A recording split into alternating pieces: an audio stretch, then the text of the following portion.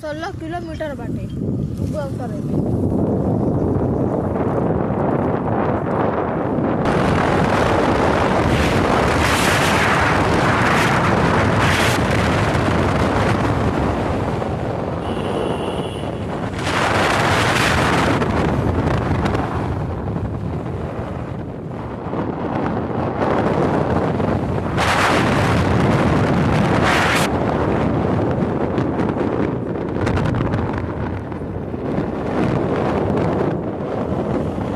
इतना सुंदर लगता देखिए मैं पहले सब पहाड़ एरिया में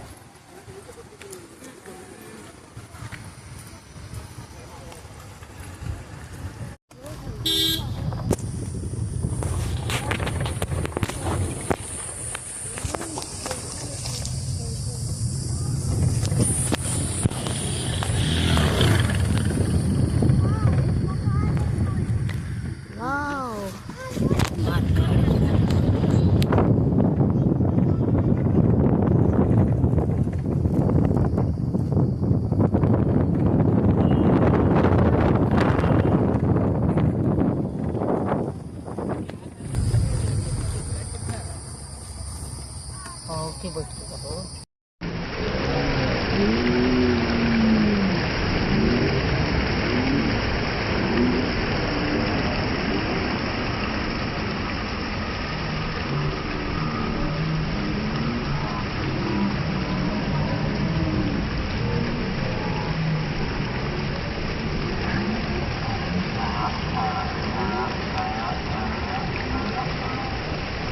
मंदिर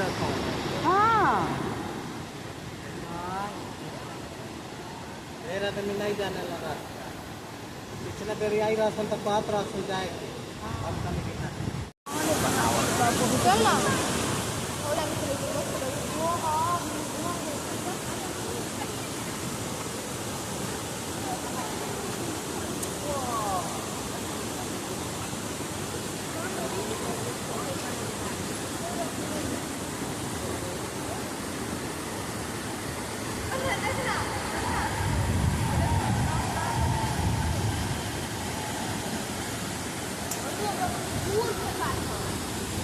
बढ़िया ही लड़का तुम्हें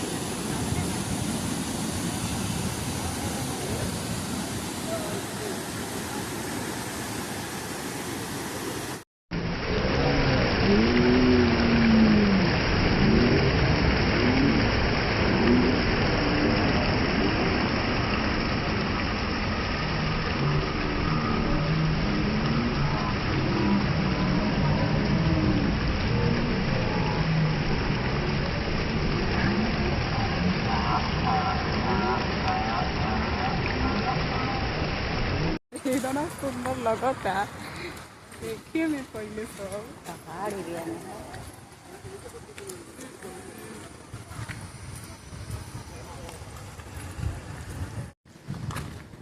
हाय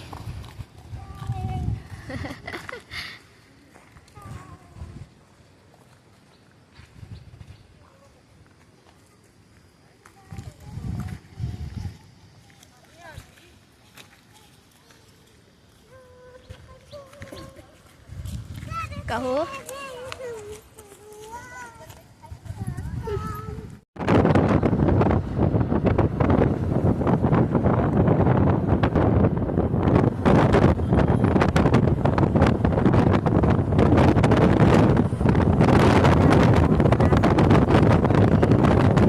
ऐसे तो कहते हैं कि हाथ पकड़ा के चलो तो हीरो बन रही है।